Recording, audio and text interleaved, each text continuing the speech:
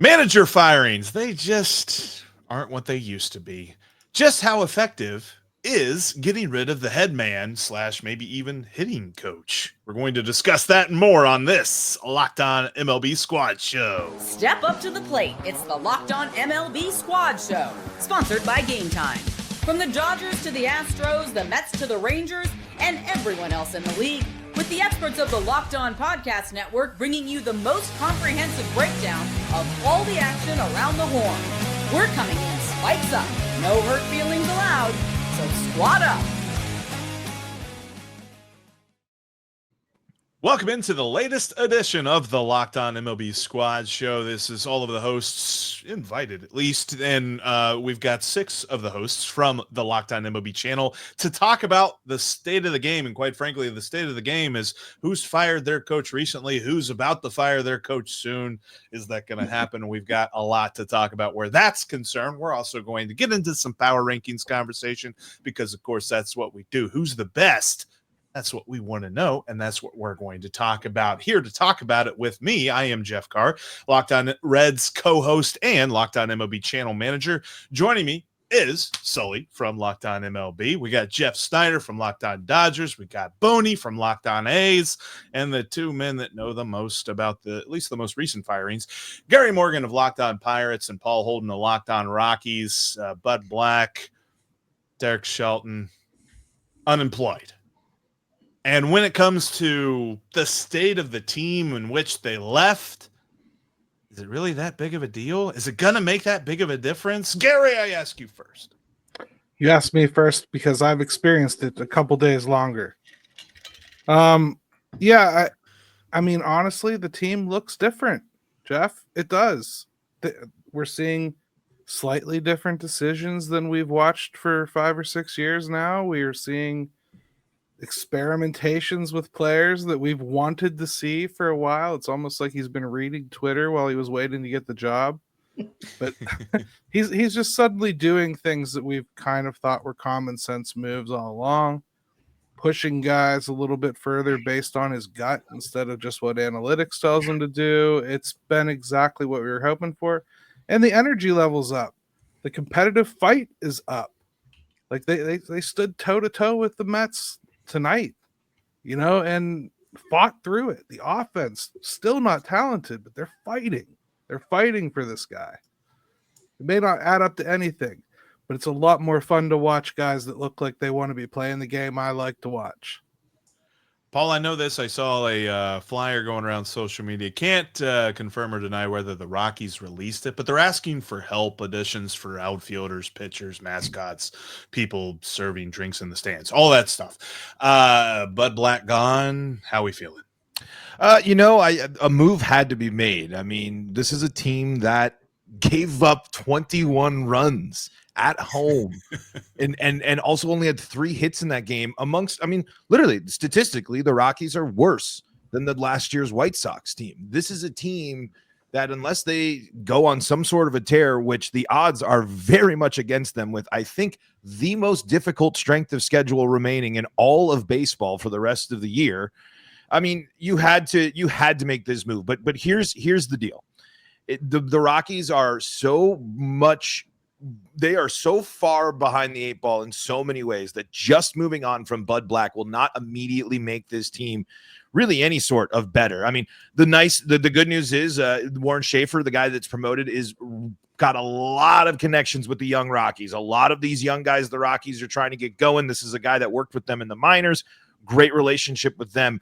But I mean, let's just be honest. Bud Black was not the right move to start the season. The Rockies should have moved on at the end of last year and started this process before, instead of doing what they always do, which is throwing out the same thing and hoping that it works. This is a team that cut payroll. This is a team that made a bunch of steps. Bud Black was not put in a position to succeed. This is not all on Bud Black by any means, but something had to happen. Accountability had to be there had to be accountability when you give up 21 runs in the midst of one of the worst starts in baseball history. Now I think with the loss today, it might be cemented as the worst or still on par with a couple of those other ones there. So this team is so far broken beyond just the manager, but you had to make a move. And I hope that it means the young guys are going to be a little more excited to play. You know, some of the veterans too, mentioning that might be a kick in the butt, but this is a team that's going to have to consistently go up against the Dodgers,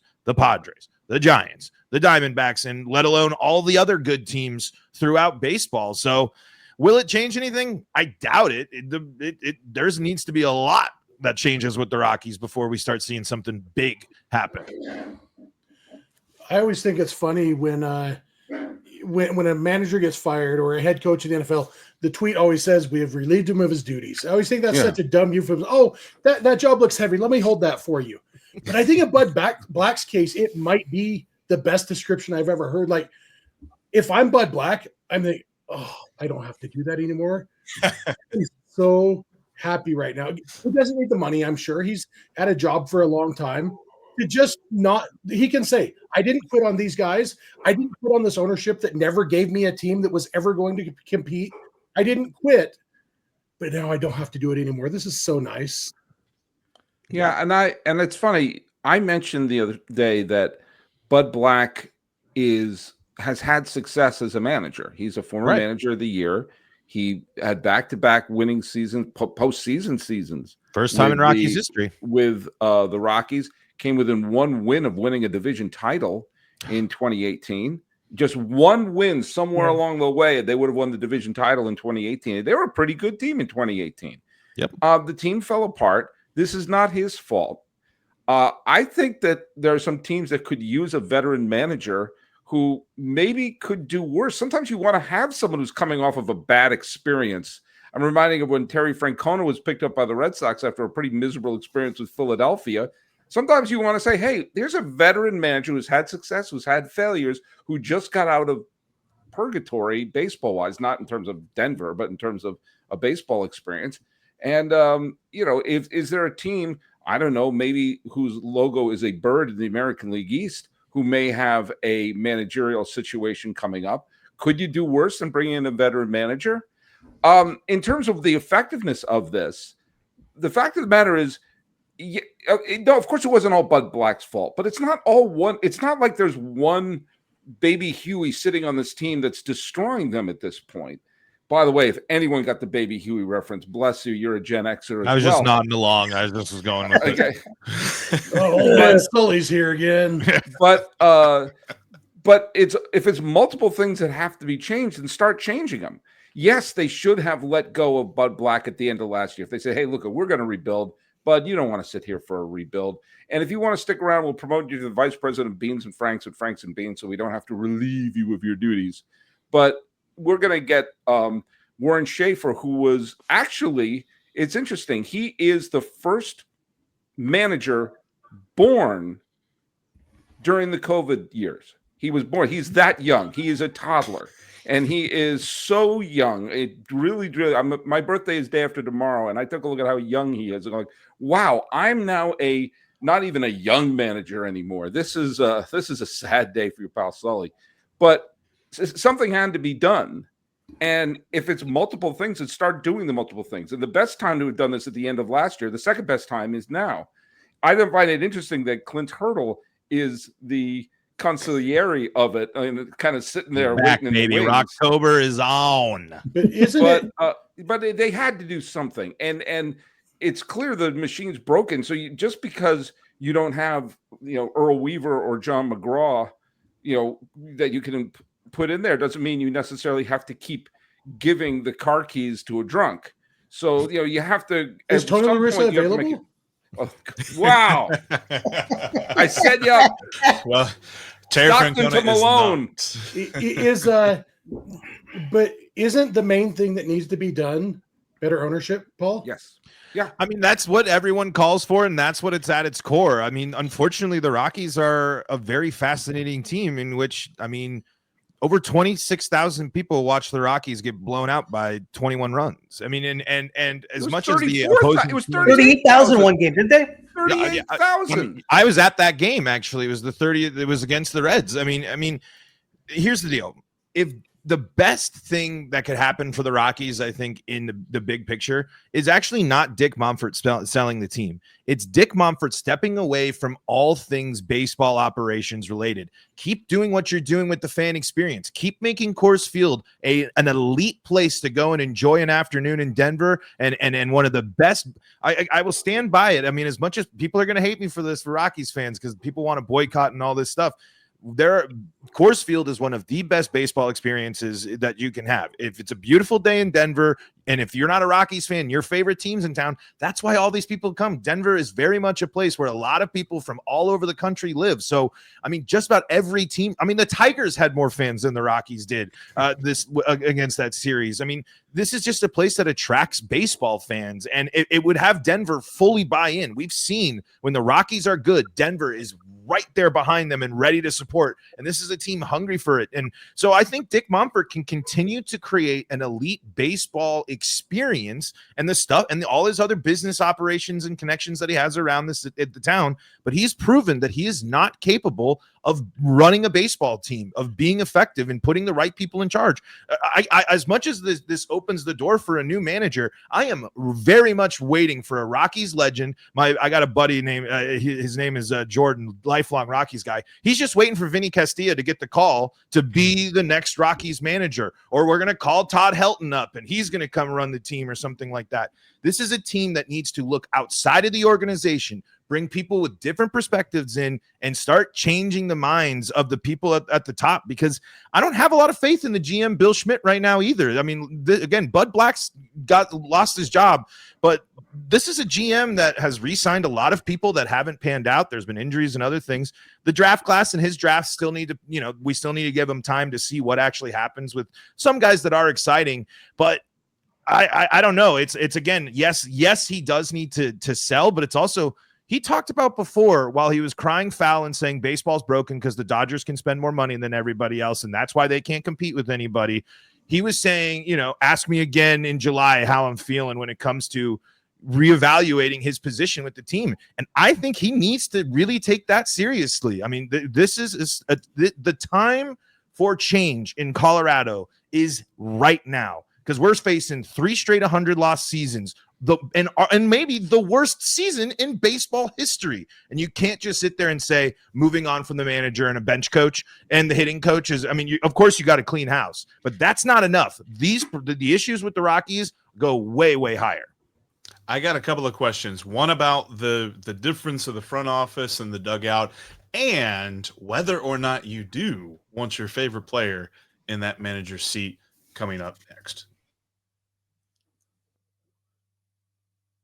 The MLB season is in full swing, and you've got NBA playoffs going on, NHL playoffs going on. There are so many ways to get in on the action over at FanDuel, America's #1 sportsbook. You got to check out FanDuel right now, because if you're a new user and you place a $5 bet that wins, you get $200 in bonus bets back. Those odds are insane.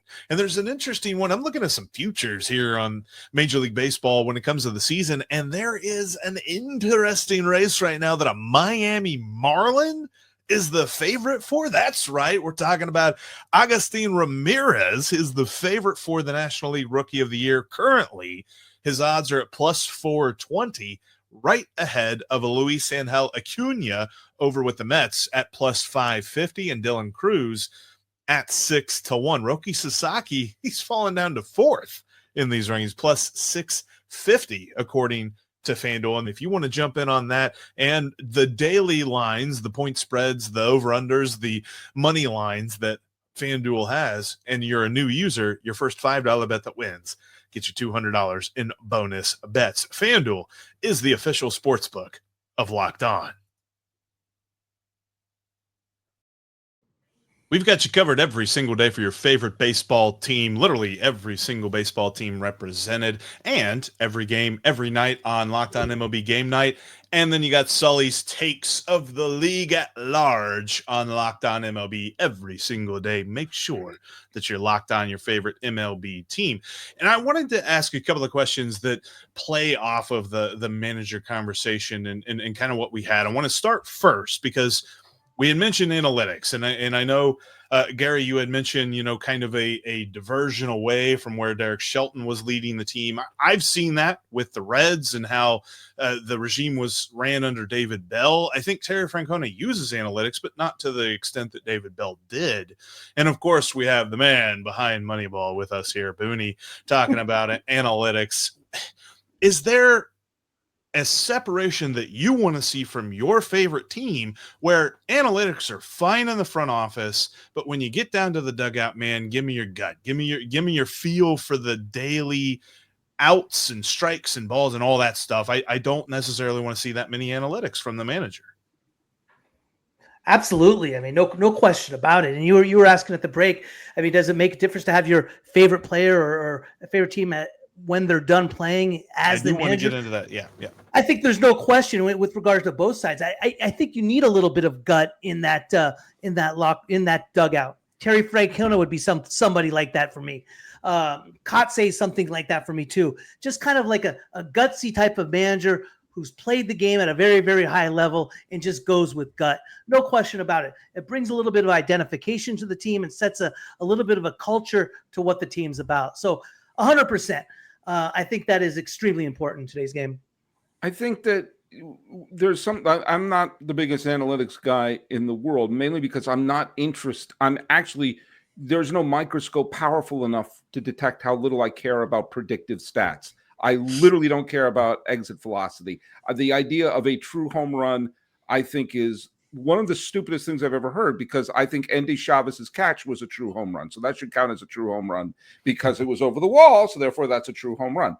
But I understand, first of all, it's a big sandbox. There's a lot of ways people can enjoy baseball. A lot of people do like the predictive stats, and I like the narrative. Other people don't. There's no wrong way to enjoy baseball. So I'm not saying they're dumb. No, this is not how I enjoy it. I do think that one of the problems that happens, and we saw this with Seattle, when they were like, you're hearing all the talk about they're bombarding the people with all this information and all these players you're almost giving them too much information. You have to adapt information. Everyone's always used analytics. Abner Doubleday, who didn't invent baseball, but I'm using that as an example, he had analytics. He said, he hit the turnip hard with the stick. Because runs batted in is a lousy predictive analytic, but it's an analytic. We've always used data to determine where you put players in a lineup and who pitches and this and then the other thing. So it's not that dirty a word. I want my front office to have all the information and to make sure the manager has all the information, and the manager has to know what to do with that information. Say, we can adjust this or do you want at this point, I'm not going to rest this person on this day. I'm not going to rest Ketel Marte against the Dodgers in a critical game there because the analytics showed us this is the day of rest. These are competitive players, and a lot of times it seems the analytics are about preventing something bad from happening instead of being aggressive and having something positive happen. Let's not have Blake Snell finish the sixth inning because the data shows he may fail, as opposed to I'm a competitor, I'm trying to save the damn World Series. I'll always go to that because that is, I think, the single stupidest managerial decision made in the 21st century. Can we yes, Grady Little existed. The Dodgers won. I mean, I have an offshoot of this. I mean, the Pirates also dismissed Radley Haddad. He was the link between analytics department and the manager. He was the game plan coordinator. Well, he was the one overloading these kids. He was the one overloading the bench in between at Reds bats. did the same thing when they fired David Bell. They let go of their guy. Yeah, deciding this guy can only go this long and stick to it no matter what. And that stuff is already in 4 games of Don Kelly gone. I mean, it's great for everybody in that room. Can I one thing out? Like everyone talks about as if Billy Beane invented analytics. He didn't. We've had analytics for a long time, and we've had Brad Pitt invented analytics. That's true.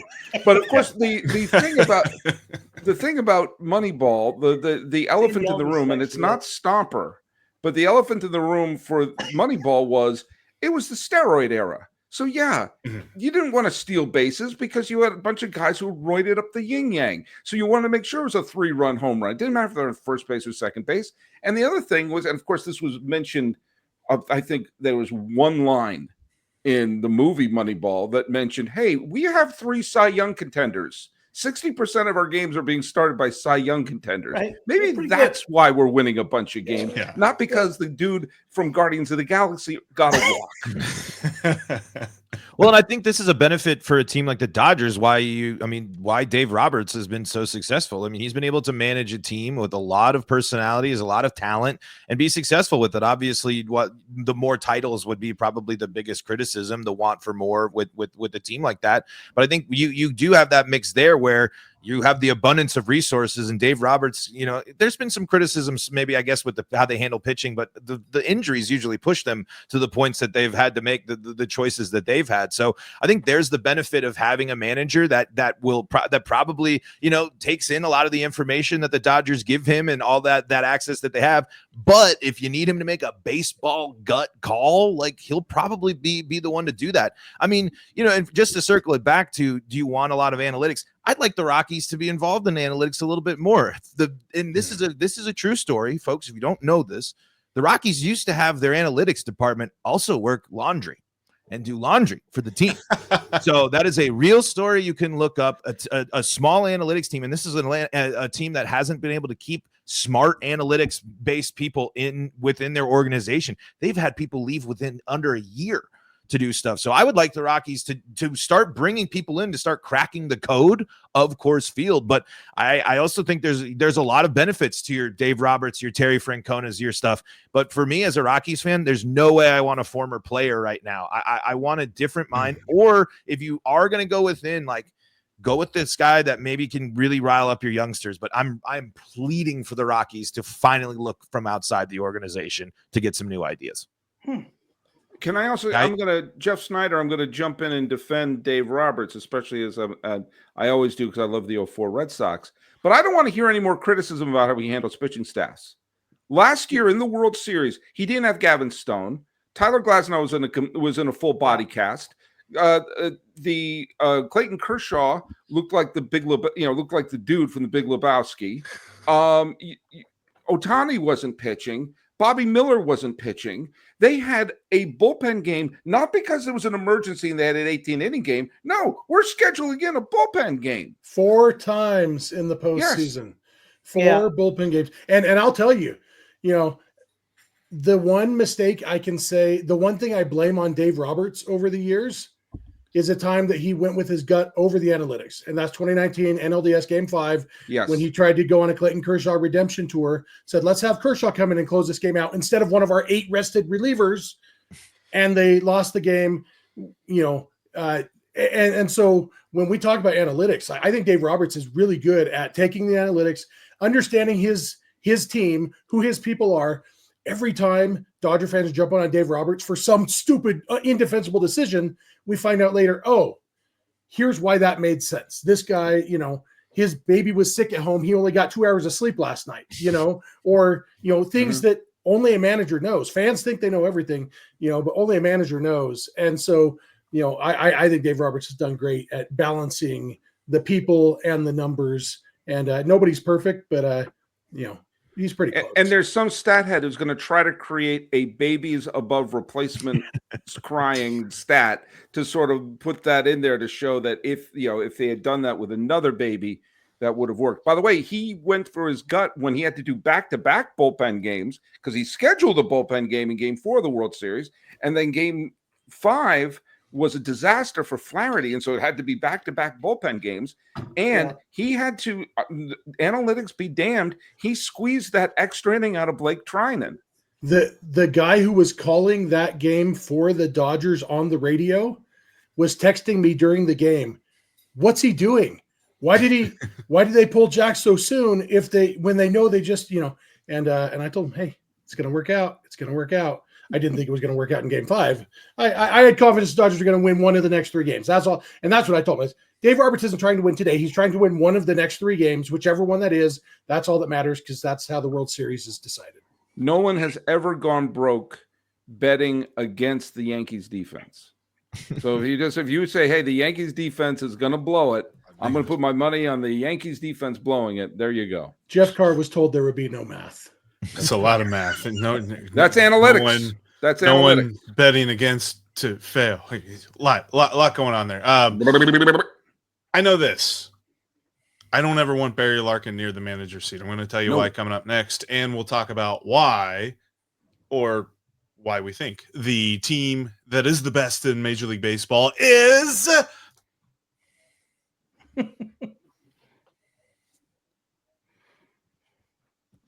Do you know if you can't watch us on YouTube, if you can't watch your favorite Locked On podcast on YouTube, you can listen to it on your favorite podcast app. Literally all of them. Full stop. I don't know anyone that we aren't on, so go check it out today. So yes, I mentioned the favorite players, the manager thing. There was a little bit of a discussion for the last few years when David Bell would do something silly and people were like, oh, he's on the hot seat. And Barry Larkin's ready to go. He's in the broadcast booth. He's getting ready. He's just going to move right down to the dugout. And I never wanted to see it. And honestly, I don't know. He might be a good manager, but I know he's a Hall of Fame player. And I know he's one of my favorite players that I've ever watched play the game. And I don't want to see him fail as a manager because that completely resets his legacy for me. I think that happens with any player. The Reds saw this in the early 90s. I was a baby, but they saw this in the early 90s with Tony Perez. Tony Perez is still one of the most beloved Reds of all time. And I think that the management of the team at the time like saw this going in a very, very bad direction. So before it really hit the bad times and the rough stretch, they fired him too early. So now the narrative is, well, they fired Tony Perez too early. But I think the whole point with this is like your favorite player being the manager of your favorite team completely resets that player's legacy for you. And I never want to see Barry Larkin put himself in that situation. I just think the best players have a real hard time teaching people that don't have the same talent as them how to do things. It's I why just don't think it translates. Yeah, Bobby Bonds was a great hitting coach, despite being a pretty flawed hitter. You know, and you look at, I mean, how many managers were backup catchers when they were playing? You know, like you weren't even good enough to play every day, but they watch the game, they understand the game on a different level. And yeah, I mean, has there ever been Joe Torre, I guess, is the best example of a guy who was a great player and a great manager.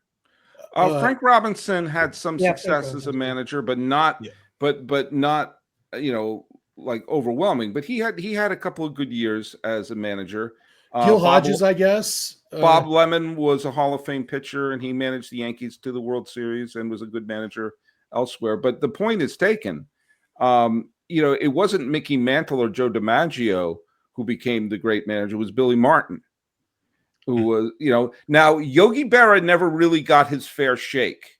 He managed the Yankees to the World Series in '64, but he clashed with his former backup, Ralph Houck, who was the GM, and fired him after losing Game 7 of the World Series. He managed the Mets to Game 7 of the World Series, but he clashed with management then. And, of course, George Steinbrenner fired him 2 weeks into the '85 season. So we never got to see if Yogi would have become the great manager. But the point is, like, I think you could make a very strong argument that the greatest manager of all time is Earl Weaver. And I don't think he played in the majors. Tommy Lasorda was a journeyman pitcher, and he was one of the best men. Tony La Russa, who I have issues with, but has undeniably had success, was a backup catcher. Whitey Herzog, Jim Leland. Yeah, I mean, look, Francona was the biggest star in college and flopped as a player. Don Mattingly recently. He's probably the best one I can think of recently, and he didn't do that great. Yeah, Mattingly was much better as a player than as a manager. Yeah. Hey, Jeff, I told you my father's story about my father, may he rest in peace, was the biggest San Francisco Giant fan in the world. And I remember in 2014 when the Giants were a wild card team and the Dodgers won the division, and I was going into the playoffs. I said, Dad, the Dodgers could be tough. The Dodgers would be tough. And my dad just turned to me and said, Paul, he didn't call me Sully because he also was a son. I said, Paul, don't worry about the Dodgers. They have an idiot for a manager. And lo we and saw that behold, in the 7th inning of game 1 of the game that does not exist. Yep. Don't you think it matters We'll on the Men in state Black that. We'll Men in Black that from you right now. Boom. it matters of the state of the franchise? I mean, like, for example, Paul and Gary, you guys wouldn't, just to bring some energy to the team, to the franchise, a former player like a Todd Helton, Gary, a former player like a, I don't know. Andrew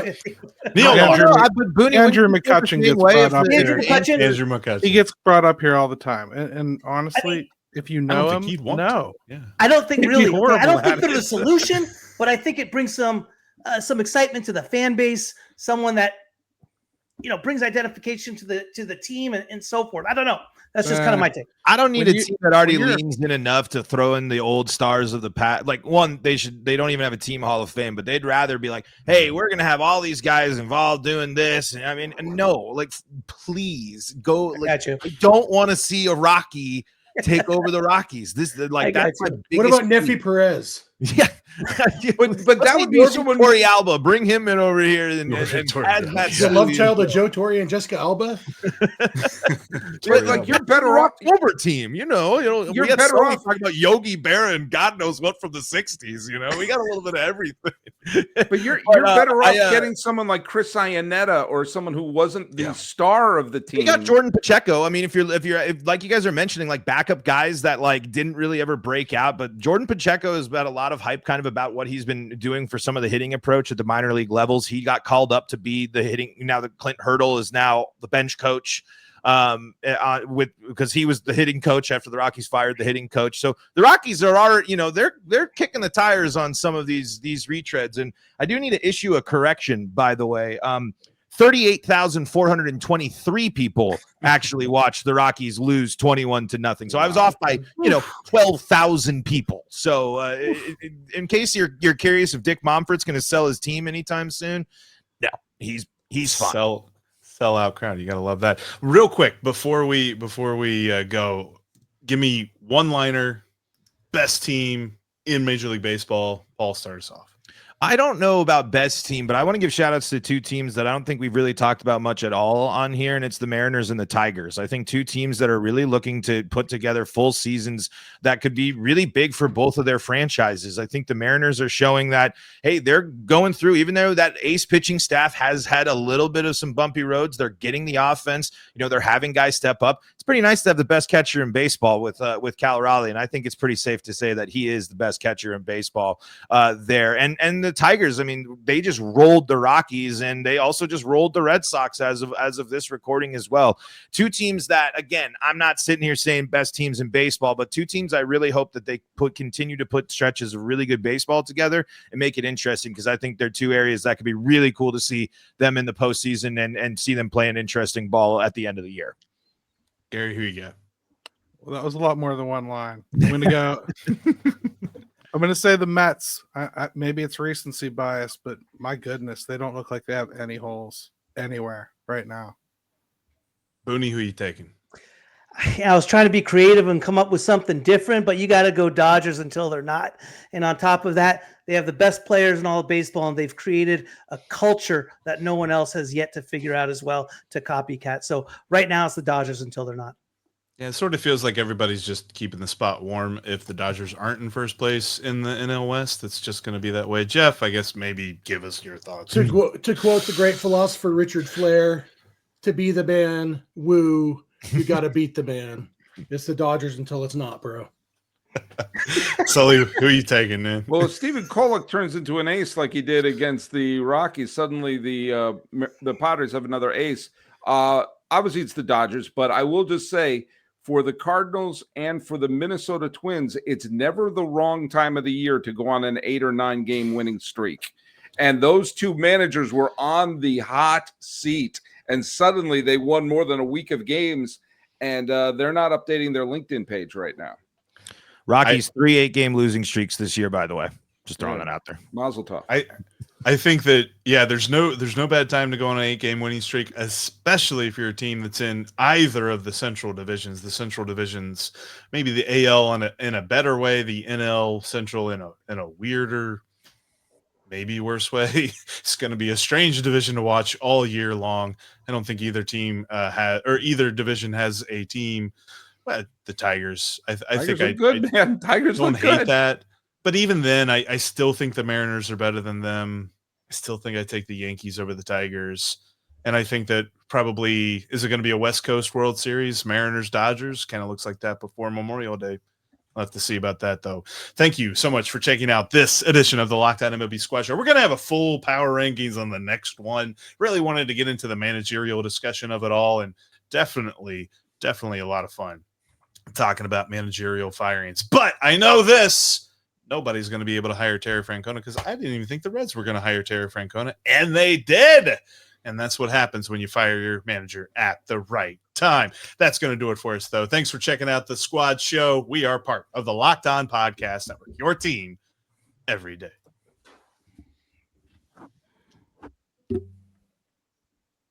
Baby Huey.